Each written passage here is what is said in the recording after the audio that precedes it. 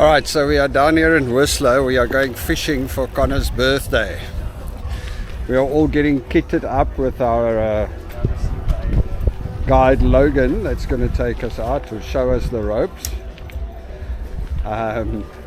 Yeah, so this is all like waterproof suits and stuff. Sounds interesting. Let's check it out.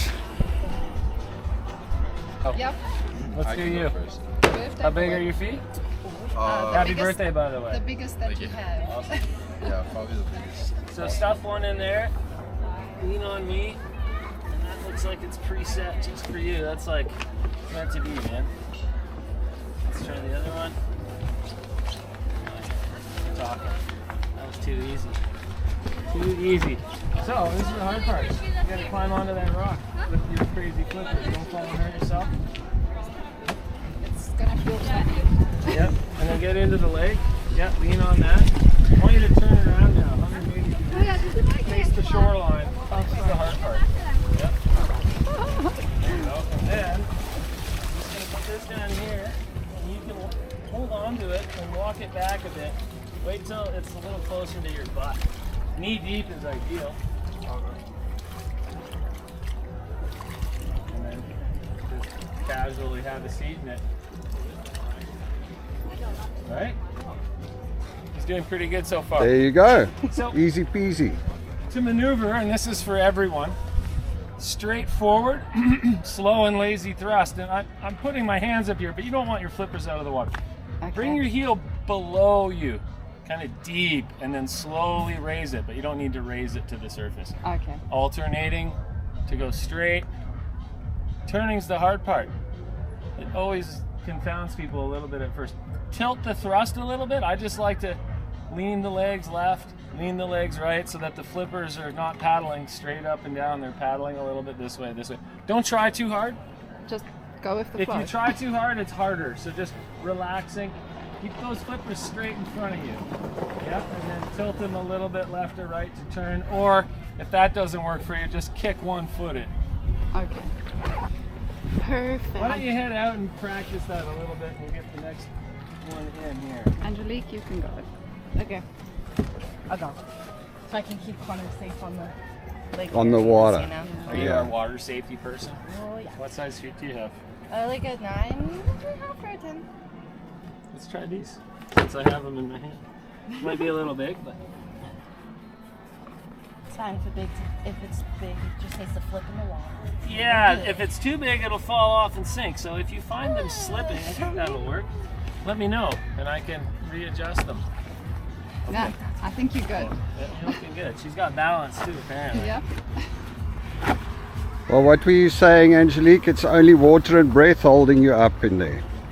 Well, yeah. Yeah, she All wasn't physics. Okay. plastic and breath. Next, Okay, just just watch that step. It's a doozy. here we go. Yeah, grab onto the dock. It makes it a little easier. Turn around 180.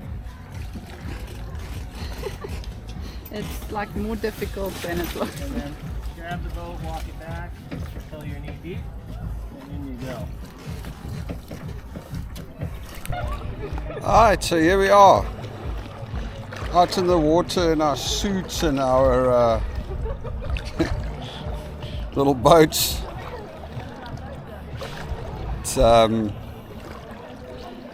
It's quite cool. I don't know, I expected a little bit more of a quiet lake, but apparently those guys over there, they've got some big party going on. So we got the music blaring, but it's quite a cool lake.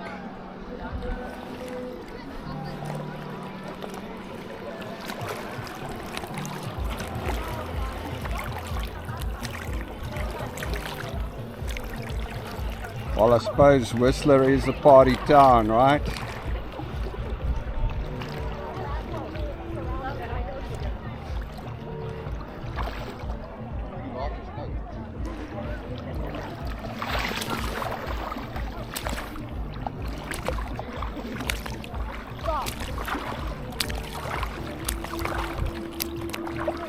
So there you have it.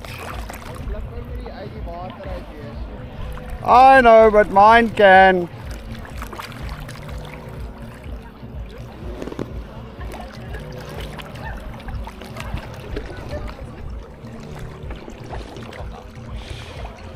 Alright, so there's Logan coming. He's got the upgraded version with all the fishing rods and stuff. And then we're going to start fishing very soon.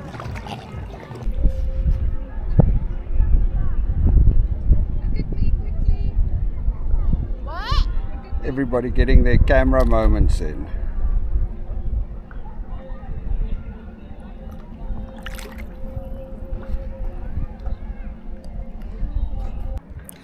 Alright, so here we are, floating. It's not a very active way of fishing. So we're literally floating down, and we've got our fishing rods with the line in the water and the fly drifting out there, and we're just letting the wind float us down the lake.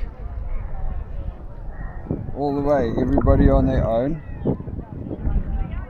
And it's yeah, I don't know. Anyway, we'll see.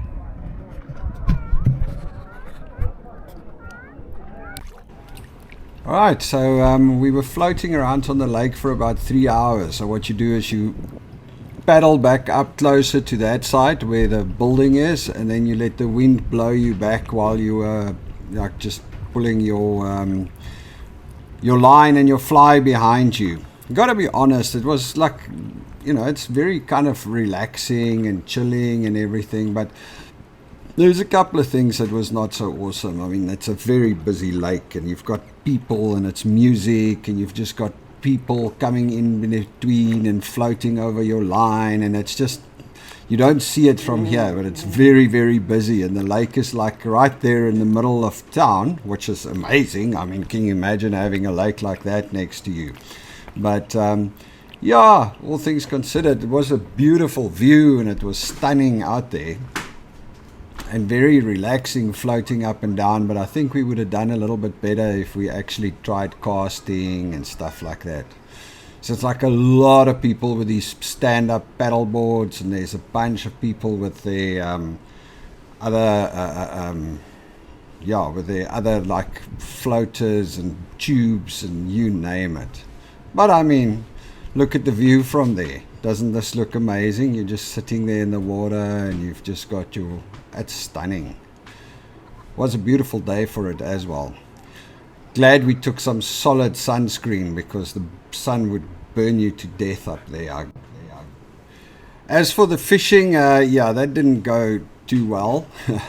I caught two tiny little ones. Connor had a bite or two, and Belinda had a bite or two, but I don't think Belinda and Angelique was too phased about actually catching a fish. They were just there for, you know, for the fun part. They were taking a lot of photos and floating around and basically just chilling on the lake, chatting away next to each other while they're floating around. Me and Connor were a little bit more serious about it.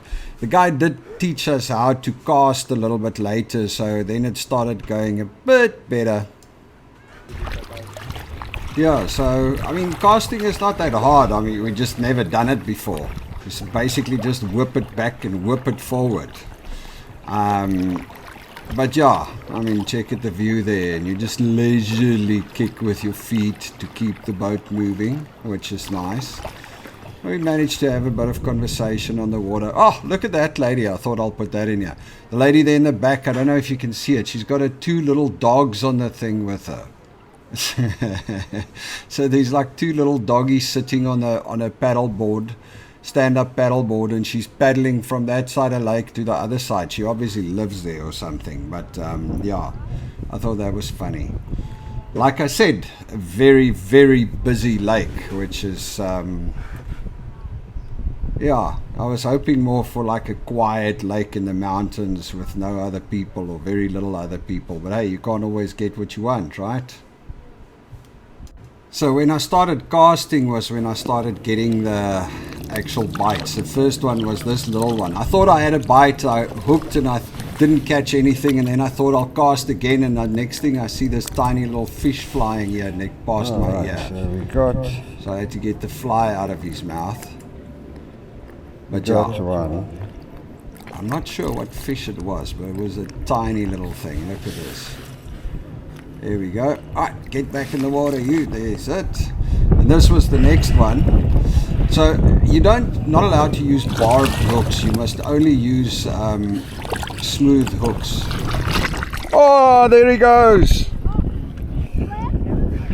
Yeah, he slipped off. He was about that long.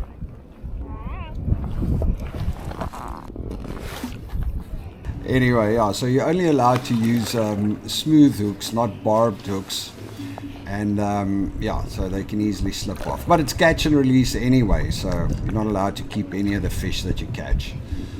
So when we got back on this side is when I started actually doing the casting a little bit more, and that started working fairly well. You know, I kind of felt like I was getting somewhere. And then suddenly disaster struck. As I was casting like this, I don't know how this happened, but I cast it across to the other side, and the line, somehow this line here at this side of this rod hooked around my glasses and flipped my glasses into the water. So I dove into the water after my glasses, which didn't work because they were just deep way down. I don't know how it happened. It just made a loop, and it somehow caught around the front of my glasses, my brand new reading glasses that cost like freaking $1,200 or something. And it not reading glasses, my glasses, driving glasses. And it flipped it into the water, and that was it. I tried diving behind it, but it's about 15 feet deep and pitch dark, so you couldn't see anything. So in the end, the day cost us a pair of glasses as well. But still, it was actually quite fun, and I think it's an experience that we can go do again. But this time I'll probably try and pick a quieter lake and not... maybe check what this equipment costs. So one thing is, here on Facebook Marketplace, there's often equipment available for fairly decent prices. So maybe I might get my own fishing equipment. Because all things considered, it wasn't too bad. I mean, it was fun. It's very relaxing and very calming. Connor didn't like it because he didn't catch a fish. But anyway, cheers.